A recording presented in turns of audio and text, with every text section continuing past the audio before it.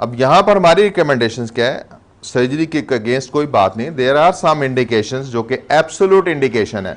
आपके लिए मैं वो बात बता देता हूँ, इसको जहन में रखिएगा। अगर आपकी नर्व फंक्शन यानी कि पैर की मूवमेंट अचानक कम हो और फिर आहिस्ता आहिस्ता बढ़ती चली जाए, चाहे वो एक पैर है या दोनों हो, और पेशाब की रुकावट होना शुरू हो जाए, तो this is the time, there is no second answer, only go for the surgery, go for the surgery, there is no other option at all. इसको अगर मैं वर्ड में बयान करूं, acute progressive neurological loss is the only indication of spine surgery. इसके अलावा जितनी भी ऑप्शंस आती हैं सर्जरी की, they are all relative indication dependent on the agreement between doctor and patient, और डॉक्टर इतने कॉम्पिटेंट होते हैं कि पेशेंट से एग्रीमेंट करवा लेते हैं। जब भी शियाटिका होता है, यह भी बात लिटरेचर से साबित है कि जब भी शियाटिका मतलब है कि आपको बैक पेन हुई और सीवियर लेग पेन, इतनी लेग पेन सीवियर कि आपको लगता है आग लग गई या कोई टांग मेरी काट के ले जाए यहां से, इतनी सीवियर पेन, इसको शियाटिका कहते हैं। और ये दर्द का एक लम्हा सहना बड़ा मुश्किल है। तो उसमें क्या होता है, about 90% of acute sciatic pain are resolved in 2 to 3 weeks of conservative treatment। 2 से 3 हफ्ते आप इलाज कीजिए जो है मौजूदा, कोई भी करे, मैं करूं या कोई और करे, 2 से 3 हफ्ते में वो दर्द खत्म हो जाएगी। इन 90% ऑफ केसेस, 10% में शायद ना हो, ज्यादा ड्यूरेशन लंबी हो जाए। तो दूसरा मैसेज ये है कि उन 2-3 हफ्तों में सब्र करना सीख लें तो सर्जरी से बच सकते हैं, और यही सबसे बेस्ट टाइम होता है जिसमें डॉक्टर सर्जरी बाय कर लेता है कि आप इतनी ज़्यादा पेन है, आप कहते हैं जान छुड़ाओ।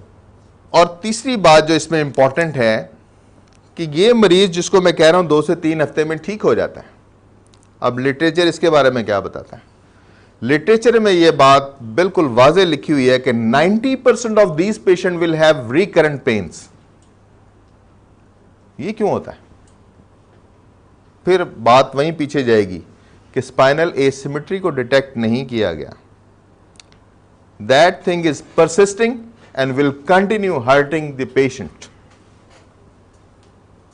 सर्जरी के बाद 1 साल बाद दर्द दोबारा क्यों हो जाता है? आप अगर ये मॉडल देखें ना, एक मोरे के दरमियान डिस्क, तो उसके ऊपर भी डिस्क है, नीचे भी है, इसके ऊपर मोरा है, फिर उसके ऊपर मोरा, फिर डिस्क, ये अल्टरनेट डिस्क और वर्टिब्रे पूरी स्पाइन को बिल्ड करते हैं।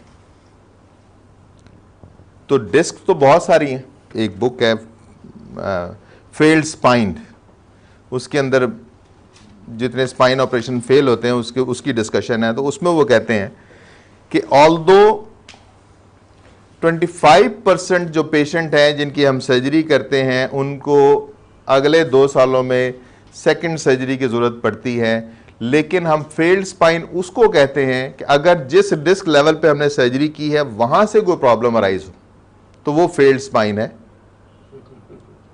अगर उसके साथ वाली डिस्क हो गई है, that is not a failed spine. भाई मुझे और आपको क्या लेना है इस बात से कि वो वाला टायर खराब हुआ था कि दूसरा हुआ था, उस वक्त क्यों नहीं देखा कि ये होने वाला है? उस वक्त क्यों नहीं देखा? क्या ये डॉक्टर के काम नहीं है कि वो ये बात देखे? तो क्या अब मैं दोबारा सर्जरी कराऊं? एक और पेशेंट होता है जिसकी सर्वाइकल स्पाइन में भी डिस्क है, लंबर स्पाइन में भी डिस्क है, अब वो क्या करे? 5 जगह पे सर्जरी कराए? Is it a solution? नहीं है। सर्जरी को आप सिर्फ ये समझिए कि ये रेस्क्यू है, सिर्फ रेस्क्यू, इसको सिर्फ रेस्क्यू के लिए इस्तेमाल करें। मैं खुद सर्जन हूं और मैं हल्फिया कहता हूं कि मैंने कभी न्यूरोलॉजिकल साइन के बगैर, मैंने यहां आने से पहले भी कभी सर्जरी नहीं की थी और ना ही अब करूंगा। पहले इसलिए नहीं की थी कि मैं सेटिस्फाई नहीं था कि रिजल्ट्स जो आते हैं बार बार पेन, ऑपरेशन करने के बाद जब मरीज आके कहता है ना कि मैंने उन भी दर्द है, तो यकीन करें दिल करता है पता नहीं मुंह कहाँ लेके छुप के कहीं से निकल जाए। ये चीज़ फेस करना कोई आसान काम नहीं है। मैं जो बातें कर रहा हूँ यहाँ जो अभी बैठे हुए हैं भाई, आपको ये बातें आपको शायद इनसे सुनने को मिल जाएं कि जो मैं कह रहा हूँ एक एक लफ्ज़ जो मैंने केकेटी के बारे में कहा है, जो मैंने इस ट्रीटमेंट के बारे में कहा है, जो मैंने सर्जिकल एक्सपीरियंस के बारे में कहा है, जो मैंने शैटिक पेन के बारे में कहा है, आपको इसकी कंफर्मेशन इस ग्रुप से मिल जाएगी। क्योंकि ये सारी बातें मैं सिर्फ किताबी नहीं कर रहा, किताबी सपोर्ट ज़रूर है इसके पीछे, लेकिन इसके ये एक्सपीरियंस की बेस पे बात कर रहा हूँ। तो केकेटी बेसिकली आपकी अलाइनमेंट को ठीक कर देता है। अलाइनमेंट को ठीक करने से आपके स्ट्रेसेस ठीक हो जाते हैं। स्ट्रेसेस को ठीक रखने से जो डिस्क प्रोट्रूड हो चुकी है, अगर अभी वो उस स्टेज पे नहीं गई कि नर्व उसने दबा के फंक्शन बंद कर दिया है, तो वो वक्त के साथ साथ रिट्रीव करेगी। और डिस्क रीजनरेशन भी होती है। ये हमारा पेपर पब्लिश हो चुका है जर्नल ऑफ स्पाइन में विद द केकेटी ट्रीटमेंट। ये बहुत बड़ी बात है, डॉक्टर साहब हैरान हो रहे होंगे मेरी इस बात पे, but I have the proof with the printed published paper in A reputed journal. तो ये केकेटी का एस्पेक्ट है। और बाकी ये कि अभी आप किसी और डॉक्टर के पास चले जाएं, एसिमेट्री या spinal distortion is a word unknown to any doctor other than KKT doctor. क्योंकि हमारी कमिटमेंट है टू एजुकेट, तो हम डॉक्टर्स के पास भी जाके ये बात बताएंगे, हम आपको भी बताएंगे, और जहाँ जहाँ हमें मौका मिलेगा हम सबको बताएंगे। प्रोफेसर साहबान को तकलीफ़ देंगे, इनकी बड़ी मेहरबानी की आए हैं, और इन जैसे सीनियर प्रोफेसर अगर हमारे पीछे आ गए तो फिर हमें बहुत आसान है हर बात करना और समझाना।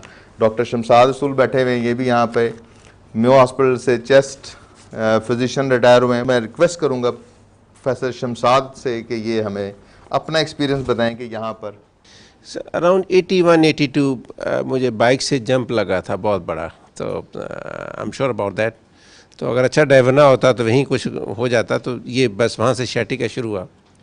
और उसके बाद वैक्सिंग एंड वेनिंग, कभी ज़्यादा हो गया कभी कम हो गया। 1.5 माह में बिल्कुल बेड से नहीं उठ सका, बिल्कुल एब्सोल्युटली। मैं कहता था मैं कभी सूरज भी देखूंगा। 1.5 माह के बाद मैं पहली दफ़ा बेड से उठा था, और मैं 15 डिग्री एंगल पर भी नहीं, लेकिन मैंने सर्जिकल इंटरवेंशन या कुछ का नहीं सोचा। तो मतलब उसके बाद I settle down with shortwave diathermy and physiotherapy exercises. उसके बाद भी मैं केई में प्रोफेसर था पल्मोनोलॉजी का, तो ये होता रहा। तो वहाँ भी मुझे एक दफ़ा इतनी पेन हो गई कि I used to limp like that. मैंने फिर फिजियोथेरेपिस्ट से ली, उन्होंने मुझे ट्रैक्शन थेरेपी दी, लेकिन विद द रिस्क उन्होंने बता दिया कि इधर you will go undergo surgery immediately या ठीक हो जाएंगे। उन्होंने मुझे बांधा, काफ़ी मशीनें वगैरह लगाकर कड़क हुआ, और मतलब मुझे रिलीफ मिल गया। I was lucky. फिर तकलीफ बहुत हुई। फिर हमारे एक बट साहब हैं, क्वैक्स आप कह रहे हैं, दीज आर सर्टेन, मतलब इसमें बहुत सारे फील्ड हैं। सो आई केम ओवर हियर। तो इसके बाद अल्हम्दुलिल्लाह मुझे बहुत फ़ायदा हुआ।